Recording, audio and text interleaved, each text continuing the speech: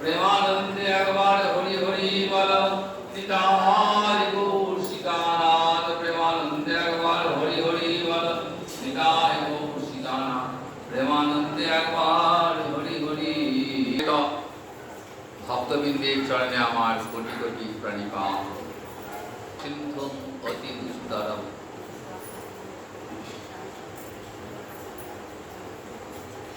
উত্তীর্ষ নান্য প্লব ভাগবত পুরুষোত্তমস্য লীলা কথা রস নিষেবনম অন্তরেণ পুংস ভবেৎ বিবিধ দুঃখ দর্বাদিতে।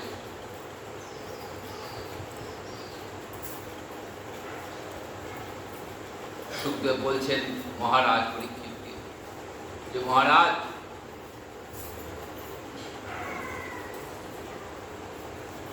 এই সংসার একটা সমুদ্রের ন্যায়। সংসার সিন্ধুম অতি দুস্তরম।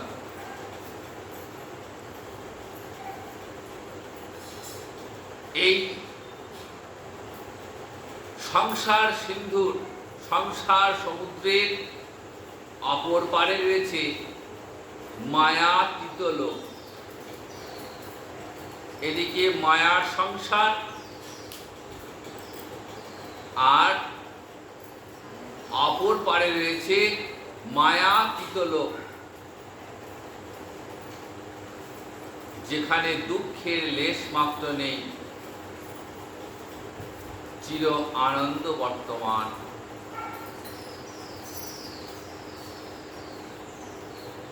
যেখানে পৌঁছলে মানুষকে এই জাগতিক দুঃখ ভোগ করতে হয় না।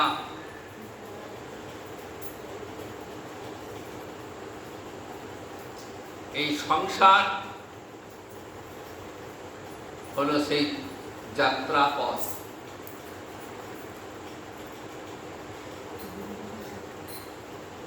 জীবের যাত্রা শুরু হয়েছে, কোথায় পৌঁছতে হবে না, সেই অনন্তের ধামে পৌঁছতে হবে। কেমন করে পৌঁছবে? মাঝে রয়েছে মায়ার সংসার। এই মায়ার সংসারকে অতিক্রম করে সেই অনন্তের ধামে মায়াতীত লোকে পৌঁছানো বড় দুঃসাধ্য। তাই সুখদেব বলছেন সংসার সিন্ধু অতি দুস্তর। অতি দুস্তর, বড় কঠিন কাজ। নান্য প্লব বললেন এই সংসার সমুদ্র পার হওয়ার জন্য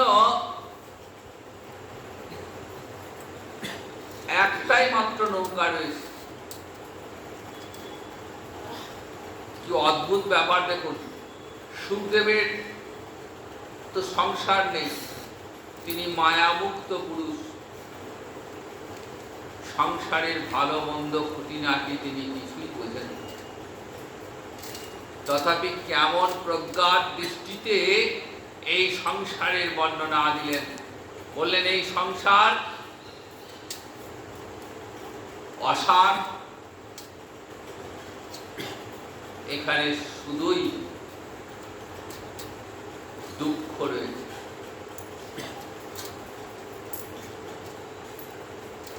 সুখের ভাবটা এতই কম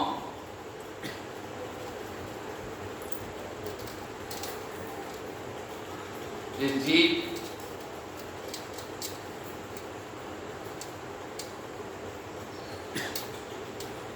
সেই সুখটাকে ভোগ করতে গিয়ে অন্তিমের দুঃখটাকেই ভোগ করে। প্রজ্ঞার দৃষ্টি দিয়ে তিনি সংসারকে দেখেছেন।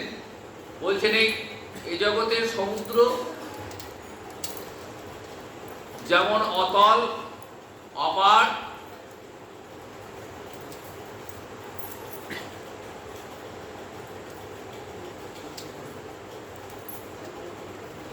সংসার সমুদ্রটাও সেই রকম।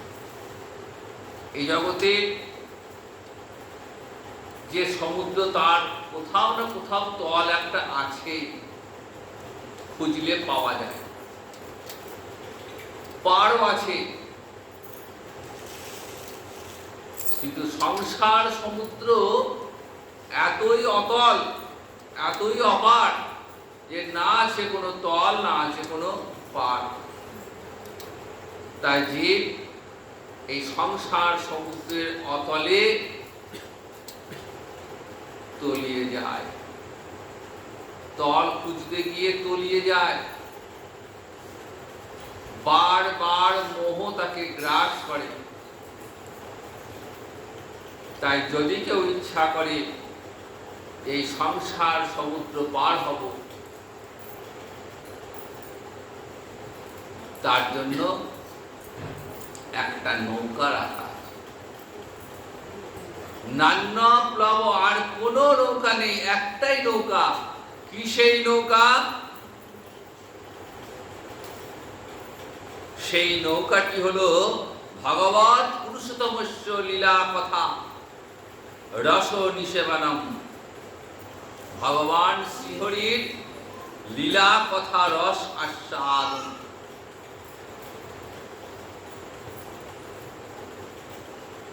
এই পুরুষোত্তম শ্রীহরির লীলাকথা আস্বাদন, এইটাই বলছেন নৌকা, পার হবার নৌকা। ভবসিন্ধু পার হবার নৌকা। তাই যদি এই সংসার সমুদ্র পার হতে চান, তাহলে আসুন এই ভাগবতের আসরে।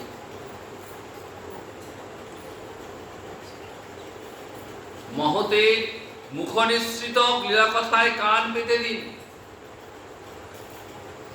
হরিকথা শুনতে শুনতে কখন যে এই সংসার সমুদ্র পার হয়ে যাবে নিজেই বুঝতে পারবেন না। বিবিধ দুঃখ দর্বাদিতস্য। দব মানে হচ্ছে বনের আগুন।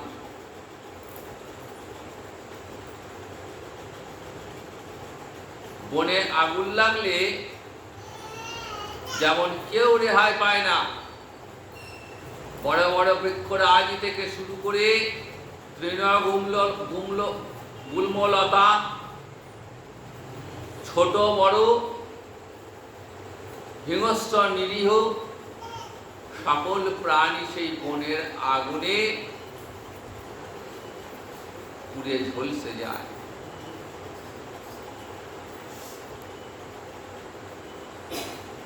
ঠিক সেরকম এই বিশ্ব সংসারে কর্মফলের আগুন জ্বলছে। সেই কর্মফলের হাত থেকে কারো রেহাই নেই। গৃহী সন্ন্যাসী বানপ্রস্থি, ধনী দরিদ্র, ব্রাহ্মণ চণ্ডাল, শূদ্র মুচি ম্যাথ, কর্মফলের আগুনে সবাই জ্বলছে। কারো মুক্তি নেই কর্মফলের হাত থেকে। এই ত্রিতাপ জ্বালা থেকে কারো মুক্তি নেই।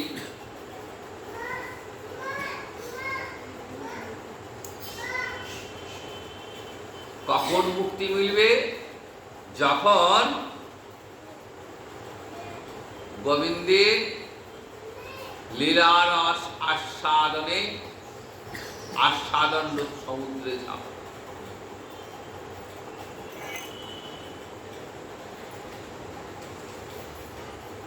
তখন আর কর্মফল তাকে গ্রাস করতে পারবে না। ত্রিতাপ জ্বালার দহন আর তাকে সহ্য করতে হবে না। সেই পরম ব্রহ্ম শ্রীহরি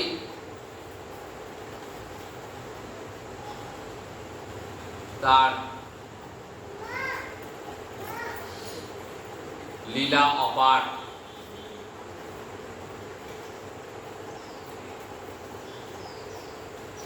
সেই লীলা বলে শেষ করা যায় না। ব্রজভূমিতে এসছেন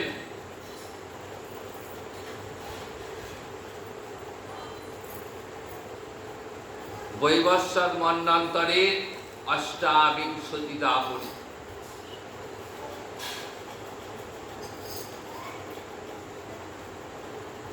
এমন এমন সব লীলা করলেন, সেই লীলার মাধুর্যে ব্রহ্মাদি দেবগণ সেই লীলা আস্বাদন করে আনন্দে নিমগ্ন রয়েছেন।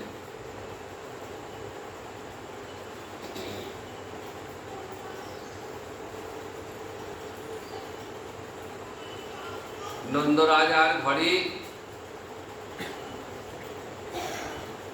মা যশোদার পুত্ররূপে দিনে দিনে বৃদ্ধি প্রাপ্ত হচ্ছে।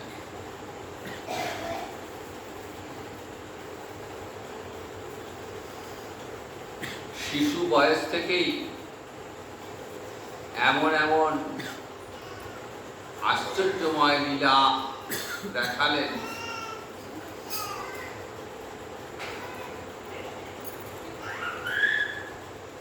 সেই লীলা আস্বাদন করে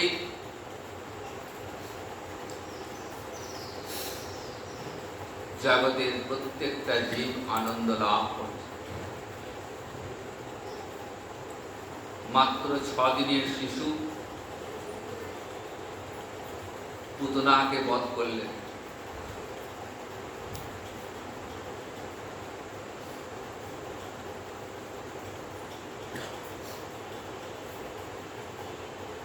শকটাসুরকে বধ করলেন, তৃণাবর্তকে বধ করলেন।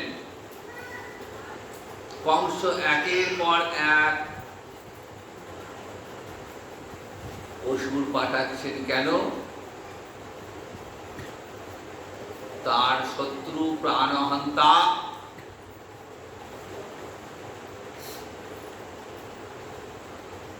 ভগবান শ্রীহরি অবতীর্ণ হয়েছেন। শয়নে স্বপনে জাগরণে দিবারাত্র শুধু একটাই চিন্তা করছেন যে আমার ওই হন্তাকারী গোকুলের ওই ছোট্ট শিশুটিকে যেমন করে হত্যা করতে হবে। আশ্চর্য হয়ে যাচ্ছেন যে এত বড় বড় সব অসুর পাঠালাম,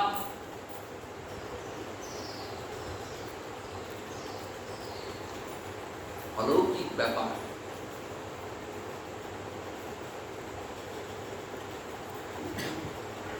এইবার পাঠালেন অঘাস।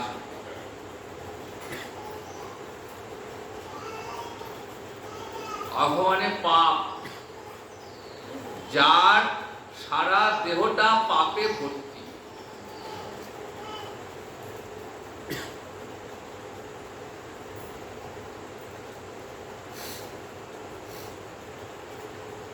ভগবান সখাগণকে সঙ্গে নিয়ে গোচারণে বেরিয়েছে।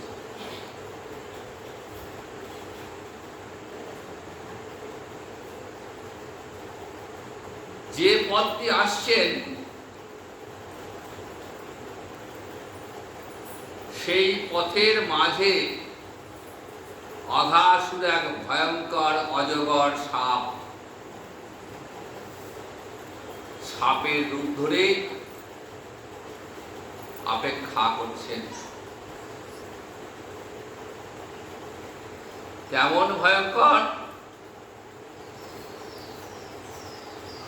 হাঁ করেছেন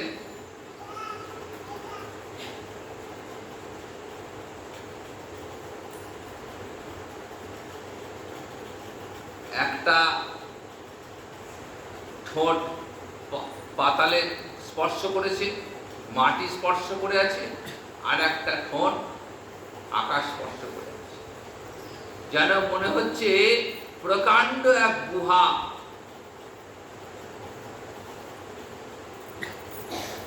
অথচ মসৃণ রাস্তা, সখাগণ সঙ্গে শ্রীহরি চলেছেন আনন্দ করতে করতে।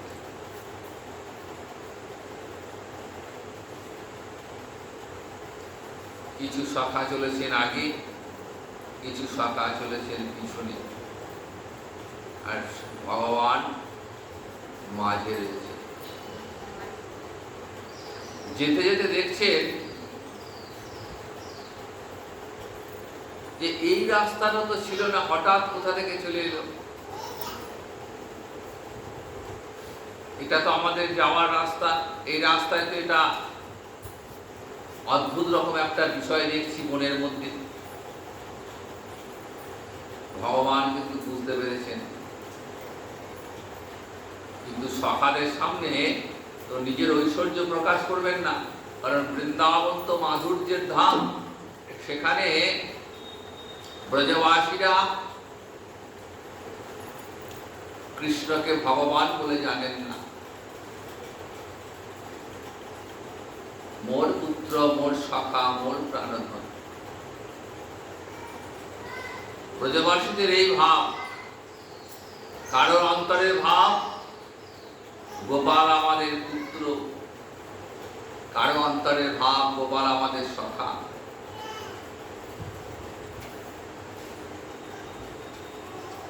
আবার কারো অন্তরের ভাব কৃষ্ণ আমাদের প্রাণবেশ।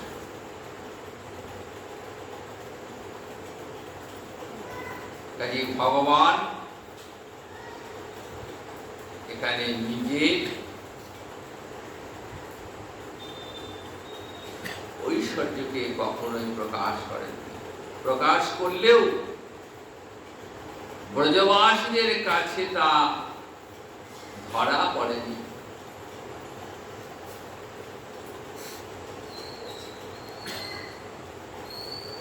সখারা তো জানে না, তারা নাচতে নাচতে আনন্দ করতে করতে ওই অজগরের মুখে প্রবেশ করে।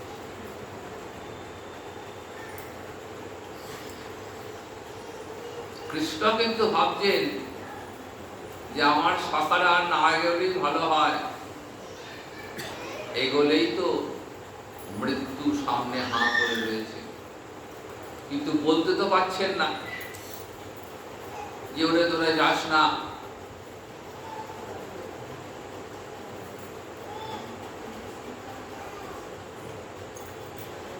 শ্রীমদ্ ভাগবতের সিদ্ধান্ত কেমন দেখুন।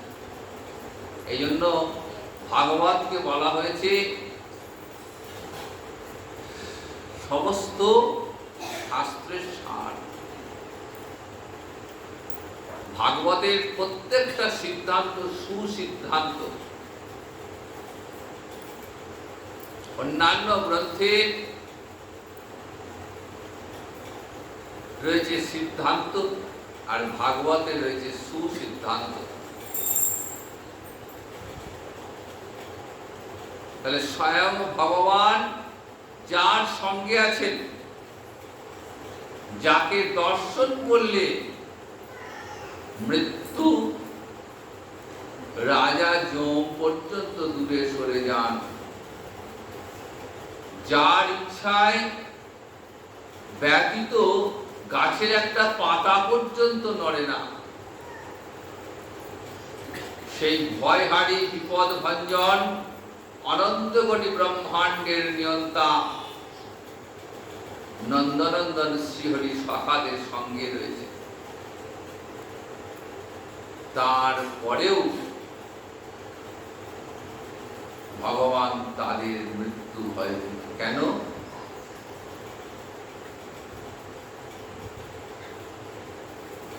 ভগবান কেন চিন্তা করছেন যে আর না এগোলেই ভালো হয়?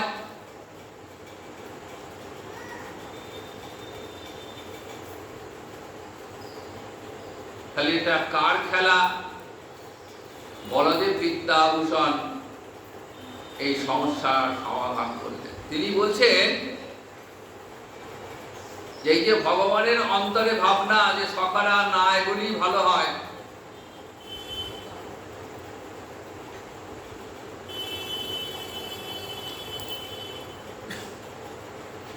তাহলে সখারা কি আর পাঁচটা সাধারণ মানুষের মতোই? তেমন তো হওয়ার কথা নয়।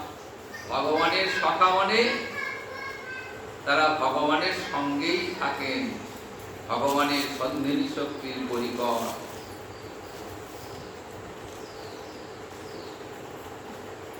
ভগবানের থেকেই তাদের সৃষ্টি।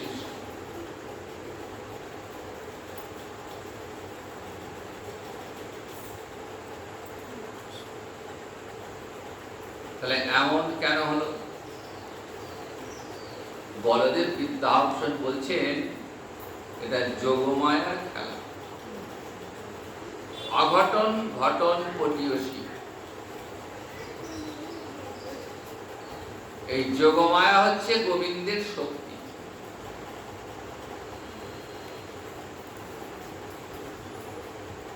যোগমায়া গোবিন্দের লীলা বিস্তারের জন্য,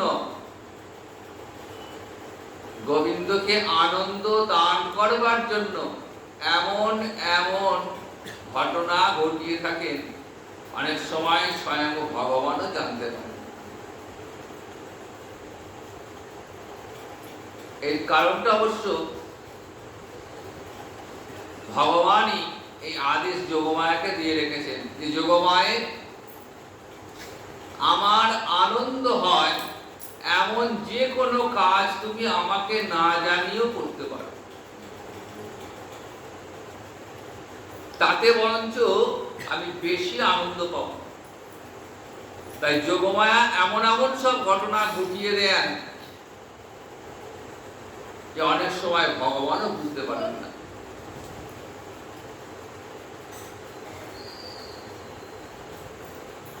এই যে আভাসুর সকালে কৃষ্ণের পথ অবরুদ্ধ করে রেখেছে, সকারা আভাসুরের বদনে প্রবেশ করছে। ভগবান বুঝতে পারছেন যেটা আর কেউ নয়, অভাসুর আমাকে হত্যা করবার জন্য এসেছে। সব ভগবান বুঝতে পারছেন, তারপরেও তার অন্তরে চিন্তা সখারা আর না এগুলি ভালো হয়।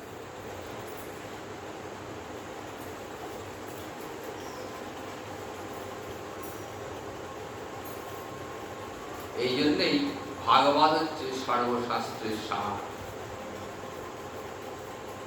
ভাগবত কথা শ্রবণ করলে আর অন্য শাস্ত্র শ্রবণের রুচি হয় না।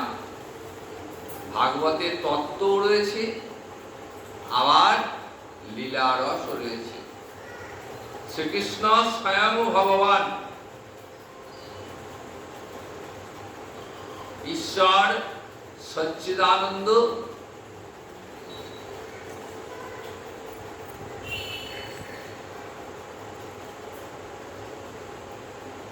তিনি পরম কৃষ্ণ সচ্চিদানন্দময়, অনাদি আদি গোবিন্দ, সর্ব কারণ কারণ। তিনি অনাদির আদি, তার আর আদি বলে কিছু হয় না। তিনি অনাদিরও আদি, তিনি ত্রিকাল সত্য, তিনি অনাদির কাল থেকে রয়েছেন, আগেও ছিলেন, এখনো আছেন, ভবিষ্যতেও থাকবেন।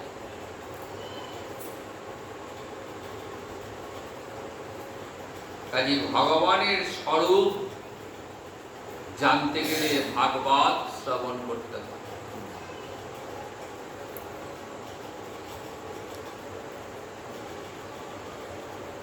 ব্যাসদেব ধ্যানে দর্শন করছেন রাধা মাধবের অপ্রাকৃত লীলা, আর সেই লীলা আস্বাদন করে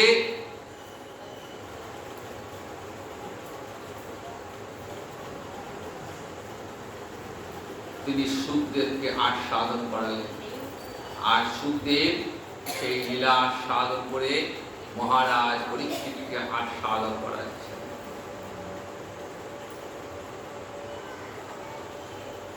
তাহলে ভাগবতের একটা পরম্পরা রয়েছে।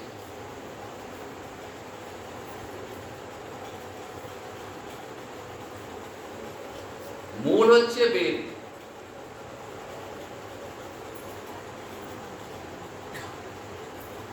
বেদের নির্যাস, বেদের রস হচ্ছে ভাগবত।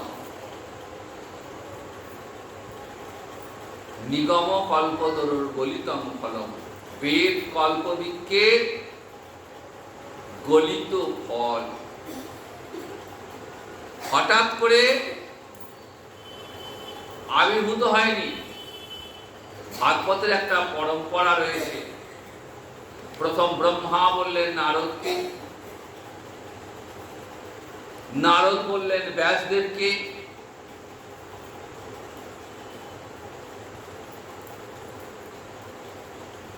ব্যাসদেব বললেন সুখদেবকে,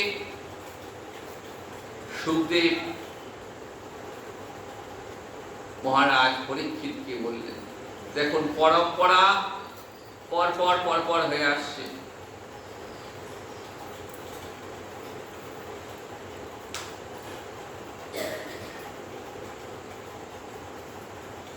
তাই ভাগবত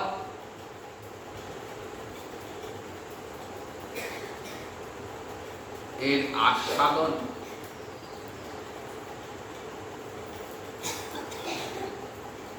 গাছ পাকা ফলের মতো।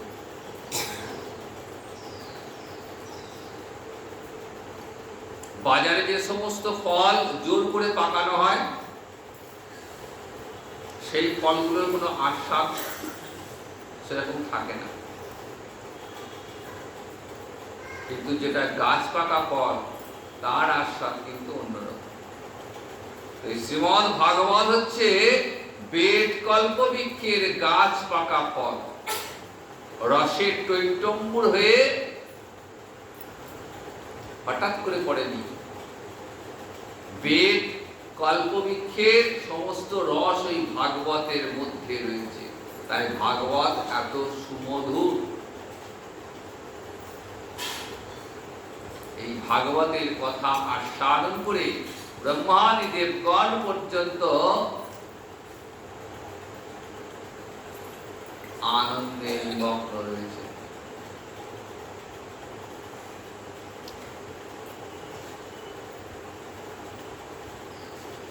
আঘাসুরের বদনে সখারা প্রবেশ করেছে, কিন্তু অঘাসুর তখনও তার বিশাল হামুখটা বন্ধ করল না। কেন করল না? কিসের অপেক্ষা?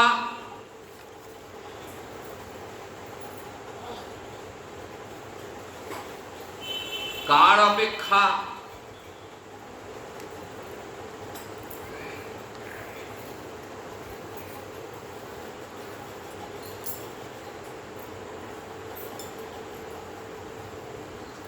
বকারি কেশানং বেশানং প্রতীক্ষামান। বকারি কেন বলা হচ্ছে? অঘাসুরকে বলা হচ্ছে বকারি। বকারি বেশানং প্রতীক্ষামান। বকারি মানে হচ্ছে বকাসুরের নিধনকারী। অঘাসুরের ভাই বকাসুর বিশাল এক বকের বেশ ধরে ভগবানকে হত্যা করতে। ভগবান খেলার ছলে ওই বকের ঠোঁট দুটোকে চিড়ে করে করে। তাই ভগবানের আর এক নাম বকারি। বলছেন ওই বকারি বেশনাং, ওই বকারি বক রূপধারী অসুর নিধনকারী শ্রীকৃষ্ণের অপেক্ষা করছে।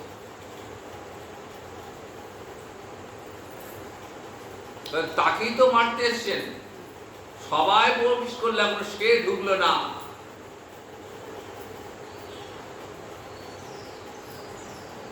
সখারা গেছে, তাদেরকে তো রক্ষা করতে হবে, তাই ভগবানও তাদের পিছন পিছন নাচতে নাচতে ঢুকে পড়ল।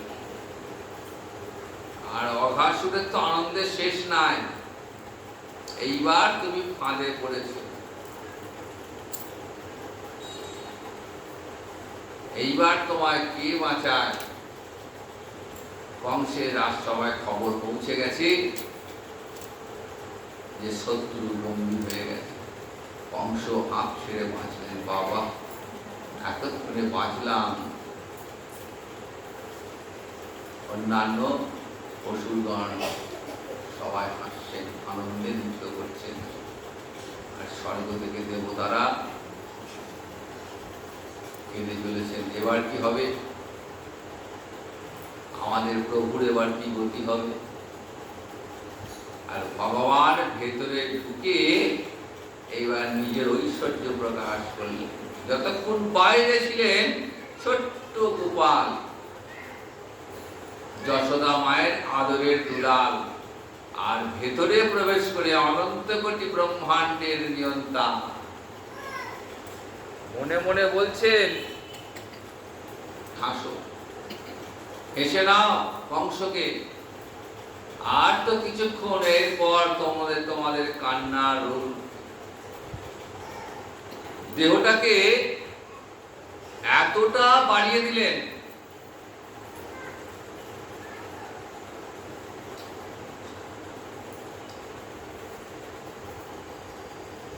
যে অঘাসুর ভাবছে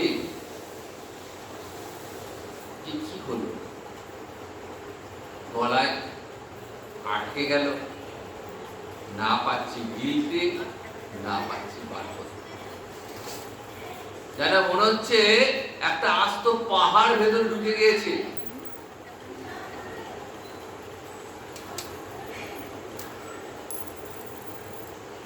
একটা আস্ত পাহাড় ঢুকে আছে গলার মধ্যে।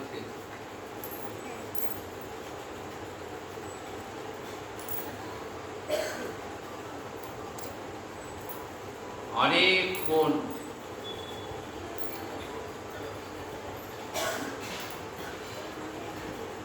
আভাসুর চেষ্টা করলেন,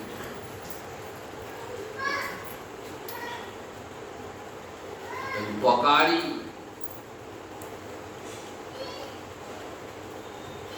তাকে গলাধঃকরণ করার চেষ্টা করলেন, কিন্তু কিছুতেই পারলেন। আস্তে আস্তে আস্তে আস্তে অঘাসুরের পঞ্চ প্রাণটা বেরিয়ে গেল।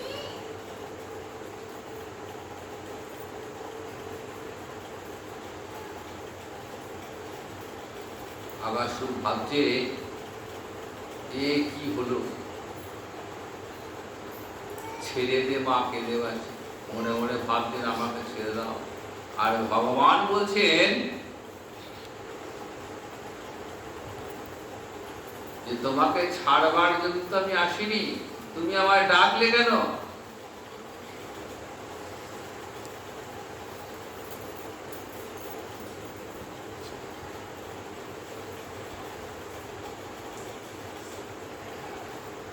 আমায় যে করে আস তার করি সর্বনাশ।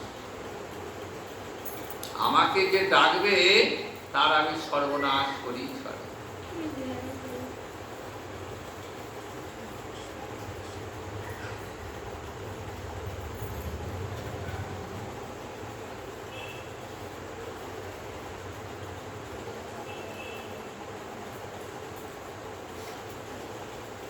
অঘাসুরের পঞ্চপ্রাণ বেরিয়ে গেল। কোথা দিয়ে বেরোলো? একদম ব্রহ্মরন্ধ্র দিয়ে, ব্রহ্মতাল, এটা বলা হয় ব্রহ্মতাল। ব্রহ্মরন্ধ্র দিয়ে বেরিয়ে গেল একদম।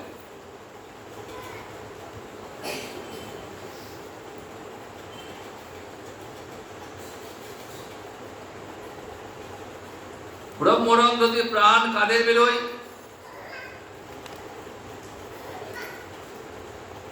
যারা সাধু মহাত্মা, তাদের প্রাণ বেরোয়।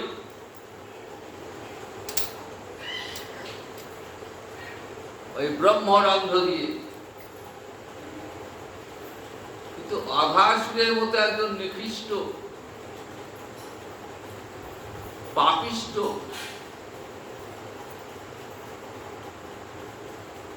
অসুর, তার প্রাণ কেমন করে বেরোয়? শুধু তাই নয়, ওই পঞ্চপ্রাণ বেরিয়ে, আত্মাটা বেরিয়ে অপেক্ষা করছে কারণ।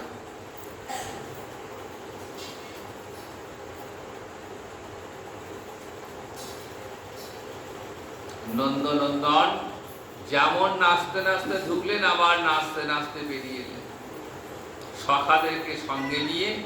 সবাই অচেতন, সেন্সলেস হয়ে গেছে। গোবিন্দ তার অমৃতবর্ষিণী দৃষ্টি দিয়ে তাদের সকলের দেহে প্রাণ ফিরিয়ে আনলেন। সখারা কিছু জানতেই পারল না, কি হয়েছে, কি ব্যাপার, কিছুই বুঝতে পারল না। শুধু দেখছে এক ভয়ঙ্কর অজগর সাপ তাদের সামনে মরে পড়ে রয়েছে। আর আকাশপথে ব্রহ্মা হংসপৃষ্ঠে আরোহণ করতে করতে ঘুরছেন। তিনি খুঁজছেন যে ব্রজভূমিতে আমার আনা সেই ঠাকুর, কংসের কারাগারে দেবকীর গর্ভকে স্তুতি করেছিল আমার আনা সেই দেবতা ভগবান শ্রীহরি কোথায়?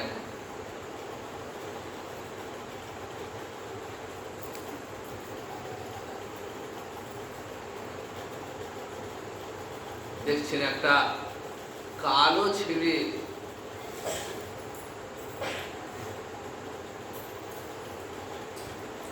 হাতে গরু চড়াবার একটা লাঠি পাঁচন রয়েছে,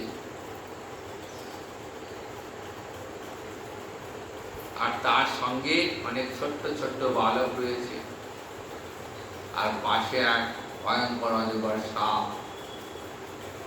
আরো অদ্ভুত হলেন যখন দেখছেন যে এই অজগরের আত্মাটা ঘুরতে ঘুরতে ঘুরতে ঘুরতে ওই কালো ছেলেটার চরণে মিশে গেল।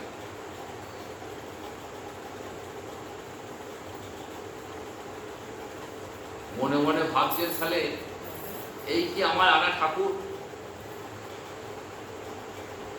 আবার মনে মনে ভাবছেন, না না, এই কেমন করে ঠাকুর হবে? এই তো রাখা, গরু চড়ায়। ব্রহ্মা কনফিউজড হয়ে পড়েছেন।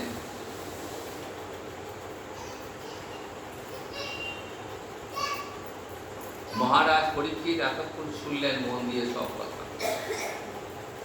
যখন শুনলেন যে অঘাসুরের আত্মাটা গোবিন্দের চরণে বিলীন হয়ে গেল, তখন পরীক্ষিত ভাবছেন যে অঘাসুরের মতো পাপী পাতকী, তার তো নরকে যাওয়ার কথা, তা না হয়ে চলে গেল কোথায়? গোবিন্দ চরণে স্থান পেয়ে গেল। পরম গতি দায়ক, হতারি গতি দায়ক গোবিন্দের একটা নাম। ভগবান যাকে হত্যা করেন তাকে পরম গতি দান করেন। তাহলে অঘাসুরের কি এমন পুণ্য ছিল যে সে জায়গায় নয়, একদম স্বয়ং গোবিন্দের চরণে বিলীন হয়ে গেলেন, তার গতি হয়ে গেল। আর তো জন্ম হবেই না,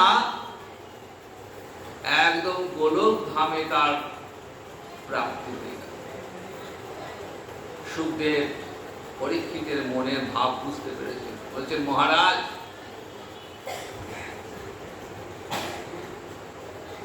আপনি তো নিজেই একজন কৃষ্ণ ভক্ত, তাই ভগবানের মহিমা আপনার কাছে আর কি বলবো, তবুও শুনুন। এই অঘাসুর এবং এর ভাই বকাসুর, এরা দুজনে ছিলেন আসলে গন্ধর্ব। বৈকুণ্ঠে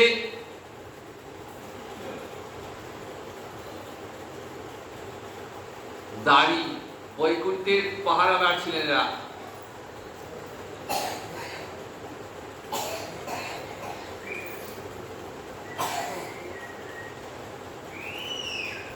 নারদ গেছেন,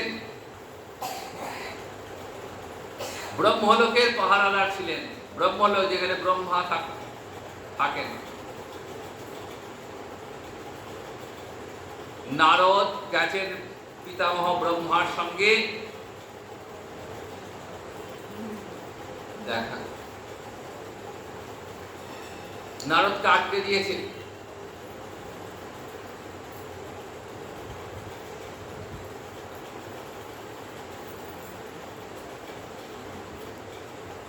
নারদ তো চিনতে পারেনি। তখন নারদ রেগে অভিশাপ দিলেন যে তোমাদের এত বড় দুঃসাহস যে আমার পথ আটকাও,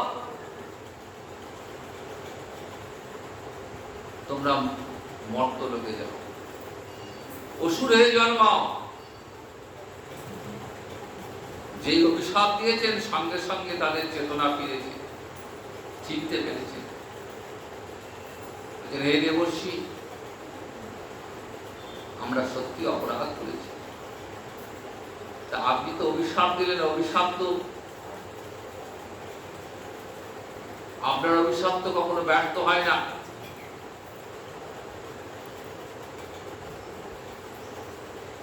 তা আপনার অভিশাপ মাথা পেতে নিলাম, আমরা অসুর হয়ে জন্মাবো, কিন্তু আমাদের কৃপা করুন যেন আমাদের আর এই দেহ নিয়ে আর আসতে না, আমরা এই দেহ যাতনা আর ভোগ করতে পারছি। নারদের মনটা গলে গেল প্রার্থনায়, বলে ঠিক আছে এখন তো যাও। যখন দাপরে নন্দনন্দন ভগবান শ্রীহরি আসবেন ব্রজভূমিতে লীলা বিলাস করতে, তখন স্বয়ং ভগবানের হাতে তোমাদের মুক্তি হবে, তোমাদের আর জন্মই হবে।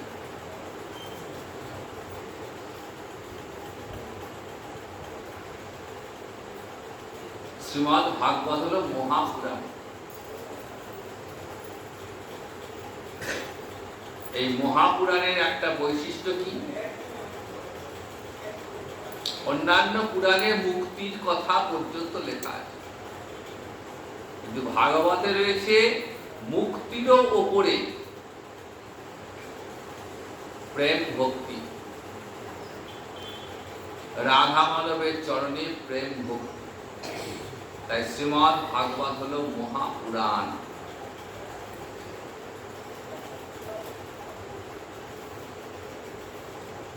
তাহলে নারদ অভিশাপ দিল। নারদের মতো ভক্ত, কৃষ্ণ ভক্ত, যিনি দিবারাত্র হরিনাম করছেন, তাহলে ভক্ত কখনো অভিশাপ দেয় নাকি? ভক্তের ক্রোধ কি করে আসে?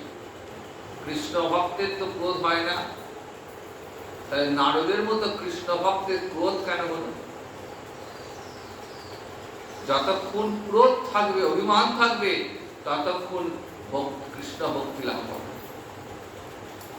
কারণ ক্রোধ রজগুণ থেকে আসে।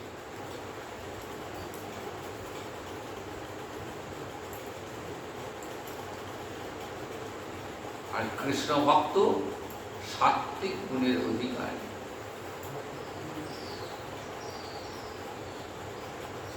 তাহলে নারদের ক্রোধ কেমন করে হলো, এরও সিদ্ধান্ত দিলেন ভাগবত। তাহলে নারদ কি প্রতিহিংসা চরিতার্থ করার জন্য?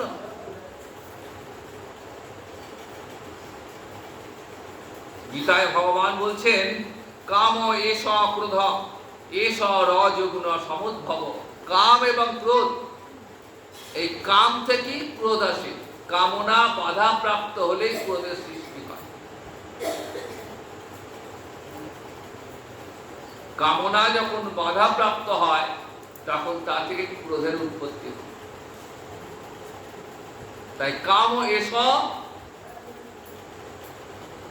ক্রোধ রজগুণ সমুদ্ভব, রজগুণ থেকে হয় এগুলো। কিন্তু নারদ তো সাত্বিক, তার আবার ক্রোধ কেমন হলো? ভাগবতের সিদ্ধান্ত দেখুন, বলছে না না, এটা নারদের ক্রোধ নয়, এটা হচ্ছে নারদের কৃপা। ভক্তের ক্রোধটা কৃপায় পরিণত হয়ে যায়।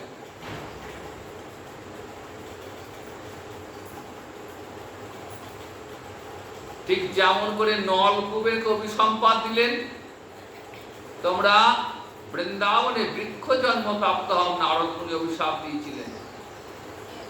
যেখানে সেখানে নয়, মা যশোদার অঙ্গনে বৃক্ষ জন্ম প্রাপ্ত হও। দেখুন, নারদের সাধারণ মানুষের অভিশাপ প্রতিহিংসা চরিতার্থ করবার জন্য, কিন্তু ভক্তের অভিশাপ সেখানে প্রতিহিংসা নেই, সেখানে কৃপা।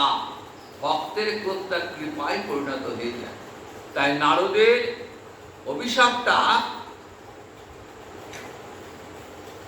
এই দুই গন্ধর্বের কাছে আশীর্বাদ হয়ে দাঁড়ালো।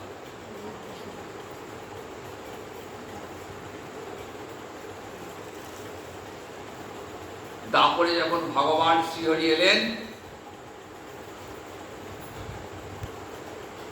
এরা দুই ভাই কংসের রাজসভায় অসুর রূপে এলো।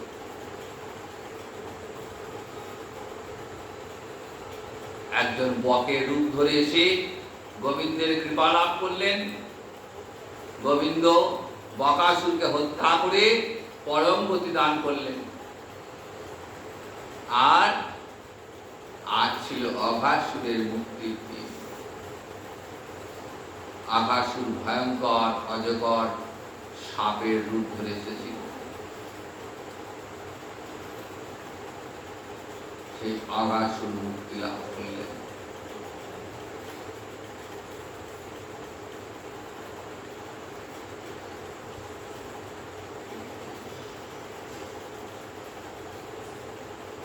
তাহলে এমন করুণাময় ভগবান আর কোথাও আছেন?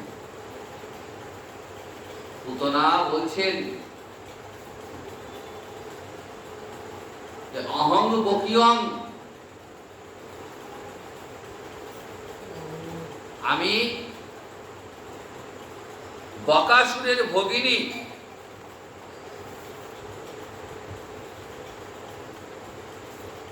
স্তনবৃন্তে কালকূট বিষ মিশিয়ে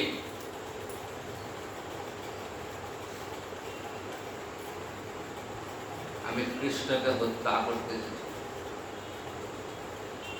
বিনিময়ে কি পেলাম? ভাতৃগতি, মায়ের রূপ পেলাম। তাহলে এমন দয়ালু, এমন করুণাময় ভগবান আর জগতে দ্বিতীয় আছে?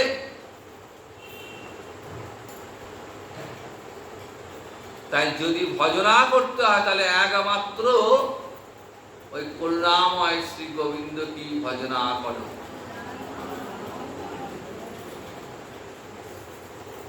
যেমন করে পারো, যেমন করে পারো, একবার বদনে ওই প্রাণ গোবিন্দের নাম ধারণ করো। ভগবান বলছেন যে আমাকে যদি একবার কেউ ডাকে, শত্রু ভেবি হোক আর মিত্র ভেবি হোক। শিশুপাল সম্পর্কে শ্রীকৃষ্ণের বিস্তুত ভাবে পিসিমা, তার পুত্র হচ্ছে শিশুপাল।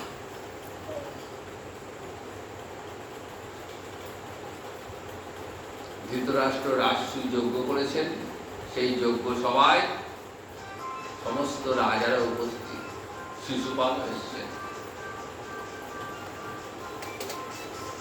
শিশুপাল যখন জন্মগ্রহণ করলেন তখন বিকলাঙ্গ হয়ে জন্মেছিলেন। দৈববাণী হলো, শিশুপালের মা শুনলেন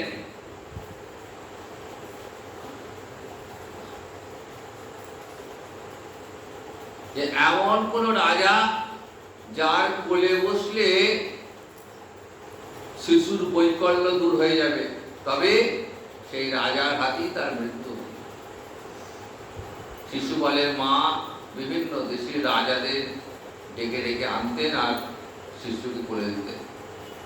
এইভাবে একদিন শ্রীকৃষ্ণকে নিয়ে এলেন, শ্রীকৃষ্ণের কোলে দিয়ে বসালেন, শিশুপালের বৈকুণ্ঠ।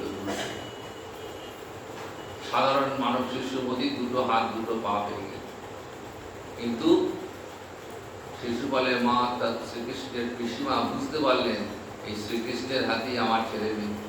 তাই বলছেন, দেখো বাবা, তুমি তো আমার সন্তান, সম্পর্কে আমি তোমার পিসিমা হই, তা আর যা করো করো, আমার এই পুত্রটাকে মেরে ফেলো। বলছে, না না পিসিমা, আমার ভাই হয়, ওকে মারতে পারি, তবে সাবধানে থাকতে বলো, ওর 100টা অপরাধ আমি ক্ষমা করব, ওর 100টা অপরাধ পর্যন্ত আমি কিছুই বলবো না, কিন্তু অপরাধ যদি 101 হয়ে যায় তাহলে কিন্তু আর ওকে রক্ষা করা যাবে না। পিসিমা নিশ্চিন্ত হলেন যে আমার ছেলের অত ক্ষমতা নেই 100টা অপরাধ করবে। কিন্তু ভগবান বলছেন যে আমায় যদি কেউ গাল দিয়েও ডাকে, আমায় যদি গালিও দেয়, অসভ্য কথা বলে যদি আমাকে ডাকে, আমি তাকেও ক্ষমা, কারণ আমি তো, আমার কাছে শত্রু মিত্র ভেদ নেই, আমি তো নিরাবরণ ব্রহ্ম, আমাকে স্পর্শ করলেই জীবের মুক্তি হয়। শিশুপাল বাক্য দিয়ে স্পর্শ করলেন। ভরা রাজসভায় যখন শ্রীকৃষ্ণকে রাজসূয় যজ্ঞের প্রধান হোতা হিসেবে নিযুক্ত করলেন যুধিষ্ঠির, যজ্ঞের অর্ঘটা প্রথম শ্রীকৃষ্ণকে দিলেন, যে একমাত্র এই যজ্ঞে যোগ্য ব্যক্তি হলেন শ্রীকৃষ্ণ। শিশুপাল উঠে দাঁড়িয়ে গালিগালাজ করতেন, বনের গরু রাখাল, জন্মের ঠিক নাই, ইত্যাদি নানা কথা বলতে লাগলো। আর ভীম উৎসাহ দিচ্ছে শিশুপালকে, আরো বলো আরো বলো। ভীম জানতো যে 100টা যেই পারাবে সঙ্গে সঙ্গে শিশুপালের মৃত্যু হয়ে যাবে, তাই ভীম উৎসাহ দিচ্ছে, আর শিশুপাল যত পারছে না। টিকাকাররা দেখালেন যে শিশুপালের এগুলো আসলে কোনো গালিগালাজ না, তিনি প্রকারান্তরে ভগবানের প্রশংসায় করছেন। যাই হোক, 101তম যেই পার হয়েছে, 100 পারে 101তম, সঙ্গে সঙ্গে ভগবান কি করলেন, সুদর্শন চক্র দিয়ে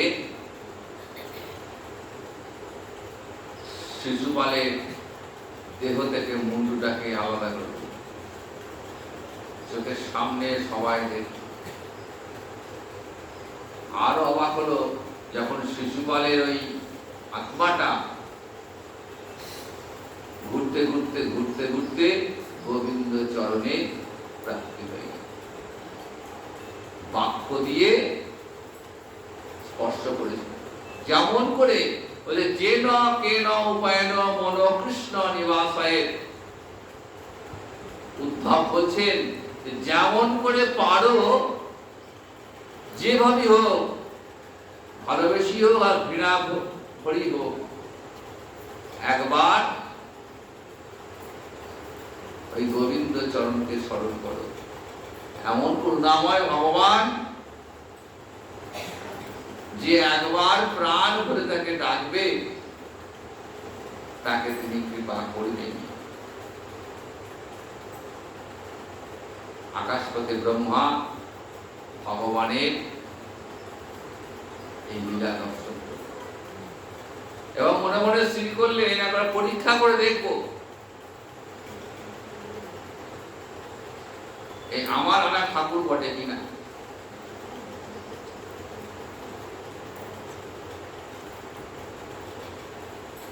ভাগবতে এই লীলাটির নাম ব্রহ্ম মোহন লীলা। ব্রহ্মাকে গোবিন্দ মায়া বিস্তার করে মোহিত করে দিলেন। খুব সুন্দর এক লীলা। আগামী সপ্তাহে আমার এটা আমরা আস্বাদন করবো। আজ এখানে বিশ্রাম নিতে হবে, পুরো আরো সময় হয়ে গেছে। এই প্রসঙ্গে বলে রাখি, আগামী বুধবার রাধা মাধবের মন্দির প্রাঙ্গণে ভাগবত সপ্তাহ শুরু হতে চলেছে। 7 দিন ধরে সমগ্র ভাগবত আলোচিত হবে। বৈকাল 4টে থেকে 7টা পর্যন্ত। তো এই মহতি আসরে আপনারা আসবেন, ভাগবতের কথা আস্বাদন করবেন। আজ এইখানে বিশ্রাম। জয় নিতাই, জয় জয় জয়